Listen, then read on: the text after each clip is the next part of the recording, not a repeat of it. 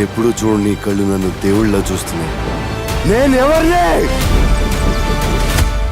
మా దేవుడు అమరేంద్ర బాహుబలి, రక్తాని వినువు.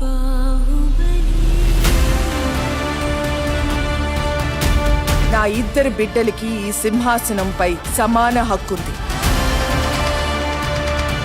పెరిగి పెద్దయ్యాక ఎవరు మహావీరుడవుతారో, ఎవరు దేశ ప్రజల మన్నన పొందుతారో వారే మహారాజు అవుతారు. బాహుబలి నేను చూశాను.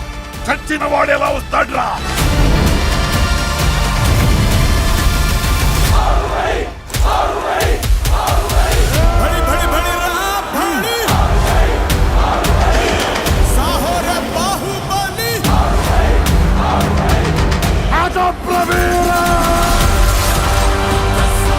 మన గుండె ధైర్యం కన్నా శత్రు బలగం పెద్దది అనుకోవడం మరణం.